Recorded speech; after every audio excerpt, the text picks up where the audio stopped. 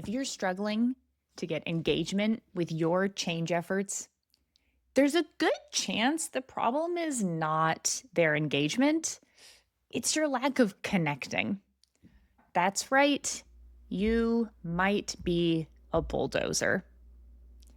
Today, we're starting our Change Shaper series with the foundation of everything: connecting with curiosity and compassion.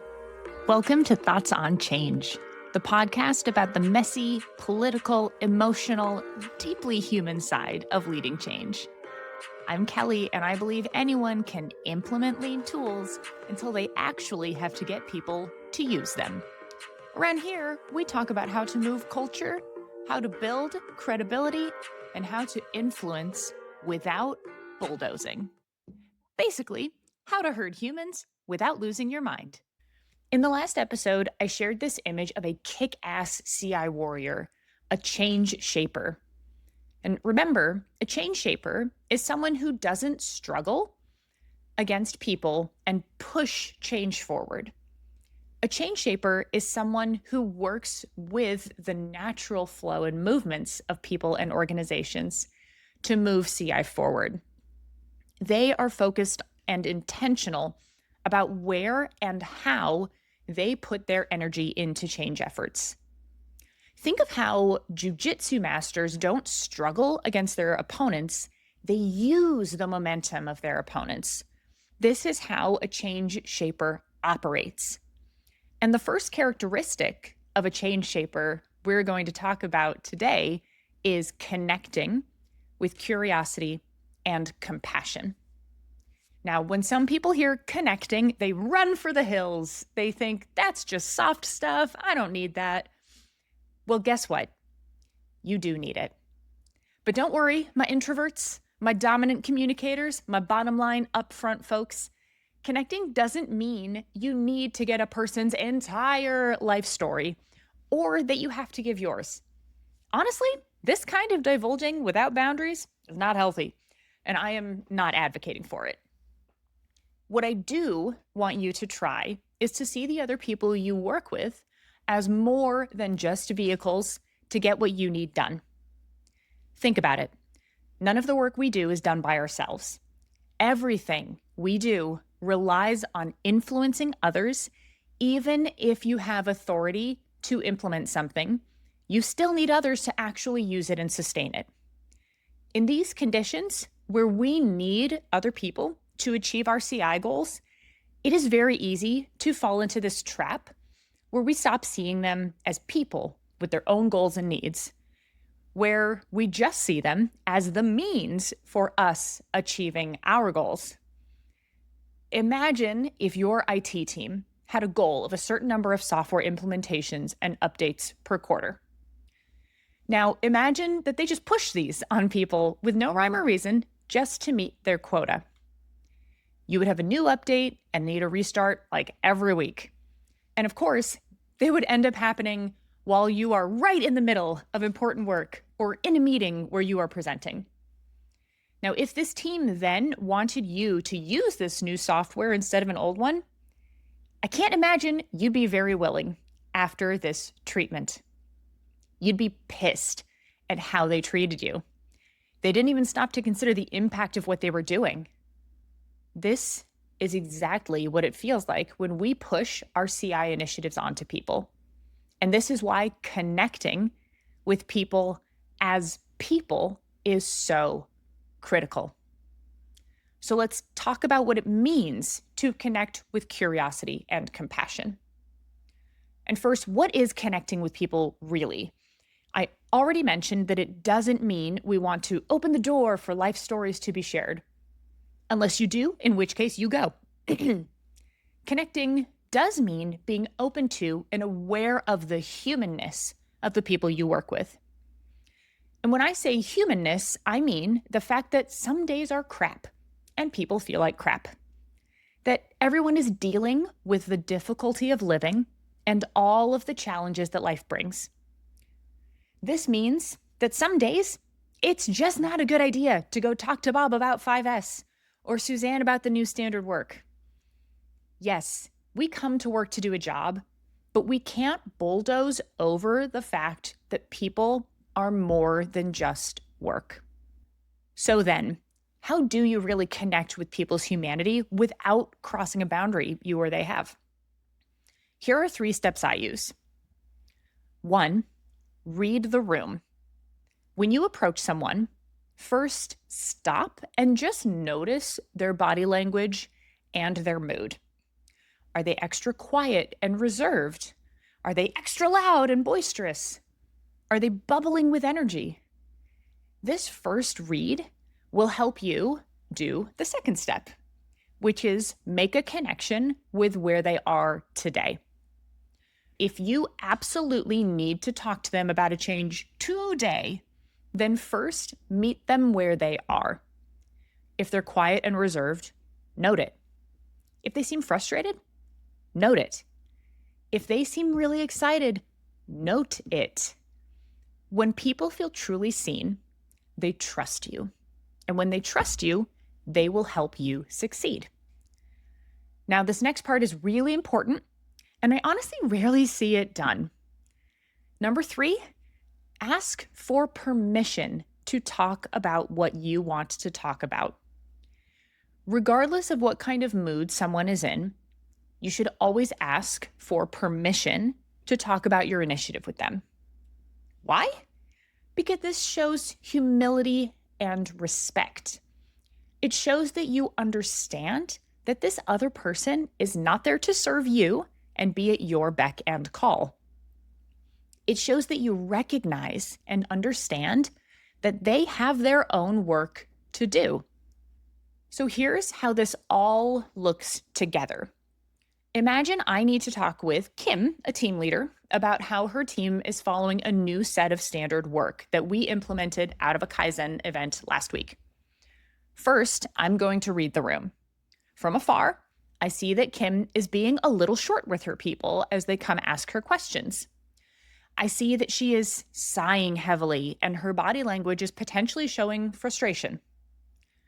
Once I've assessed where she might be today, I approach her and connect where she is. And I might say something like, "Hey, Kim, how's it going today?" And she'll say, "Fine." Say, "Hey, I'm sensing that you might be a little frustrated. Can I help with anything?" She says, No, thanks. My kids were just really difficult this morning." And so I'd respond, "Oh, I'm really sorry to hear that. That sounds like it made your morning really hard." And she might say, "Yeah, it made me have to rush, so I wasn't late today." And then I'll come back in with, I can see how that would be really frustrating. She'll say, "Yeah." So now that I've made a connection with Kim based on where she actually is today, and bonus, I learned something new about her, I can now ask for her permission to talk about the standard work. "Hey, Kim, I wanted to see if we could talk about how your team is finding the new standard work. Do you have a few minutes to talk about that now?" So here I've demonstrated that I understand she has a lot of other work to do, and I've opened the door for her to set her own boundary about this. Now, if she says, "No, I can't talk right now," that's okay. Not everyone wants to talk to you when you want to talk to them.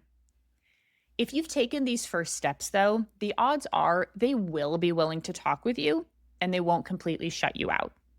If they are too busy right now, ask for when would be a good time and follow up with them then. All right, now that you have the basics of connecting with a person's humanness, let's talk about these aspects of connecting: curiosity and compassion. Now, in what we have already talked about, we've weaved in both curiosity and compassion, but I want to call them out explicitly. Let's first talk about curiosity. We all know that curiosity is claimed to have killed the cat, but in my experience, curiosity helps you see the world as it really is. We all see the world through our own bias and perception lenses, which means that we miss stuff. It also means that we tend to only think of ways to fix problems that we are familiar with. So if you were living in a cave and were only familiar with clubs, when you were presented with a can of tinned fish, you would bash it in until it opened. And that's because you are seeing the world through what you know and have experience with. And this can be very dangerous for CI folks because we and the people we work with are seeing the world through very different experiences. Many people we work with are not as familiar with some of the tools and methodologies that we use every day. And if we give them a tool, this proverbial can of tinned fish, and they have no concept of how to use it or what it is supposed to do, they're going to bash it in with their club. So, how does curiosity help us here? First, if we engage people with curiosity, we can learn about how they see the world, and our picture of the world can become more clear. We can better understand what is really happening for these people, what their real problems are, how they really do their work. And this can help us ensure that whatever tool or methodology, that we recommend will actually help them, which means it will actually get used. We can also see that if we give them a can of tinned fish, we should probably also give them a can opener. So curiosity helps us out of these short-lived and premature solutions. It helps us put in place more sustainable and long-lasting ones. Curiosity also helps us stay out of assumption and judgment of people. Because remember, a key thing about connecting is that we see people as people and that we connect with them where they are right now. To do this, we need to set aside our assumptions and judgments of them and allow ourselves to see what is actually there. We have to be curious about their experience and ask them about it. I want you to think about a time when someone assumed they understood something about you, your perspective, your opinion, or even your preferences. Okay, you've got it? So 2 questions. Were they right? And how did you feel knowing that they had already decided about you? Practicing curiosity actually helps us connect with people in their humanness. All right, let's move to the other important characteristic, compassion. Now, I want to be really clear here about something for anyone out there who may be thinking, but if I'm compassionate with people, they won't change their behavior. If I'm compassionate, it means I am rolling over. That is not true. Having compassion for someone or their situation does not mean you agree with what they are saying or with their behavior. It means that you can see and maybe understand why they might say that or act in that way. It is not condoning. It is understanding. So let's talk about compassion through something we are all very familiar with, resistance. We talked a bit about where resistance comes from back in episodes 2 and 3 of this podcast, and I would recommend you go back and listen to those episodes for a deeper look at the roots of resistance. To summarize, though, resistance often comes out of a place of fear and uncertainty, not defiance. No one, well, all right, let's say most people are not sitting there thinking, oh, there's Kelly. I'm going to dig my heels in on anything she asks me to do. There are actually people like that, and it's probably because you've been treating them like objects and not real people, per our previous conversation about connecting. So, assuming you are treating people like people, then their resistance is generally coming from this place of fear. So, if you connect with them without compassion, you're kind of saying that their feelings of fear and uncertainty don't matter or aren't true. It means you don't understand why they might feel that way. And when people are afraid and uncertain, they already feel alone and isolated. And if you don't connect with them through compassion, you are reinforcing that feeling of isolation. You are reinforcing that feeling that they do not belong.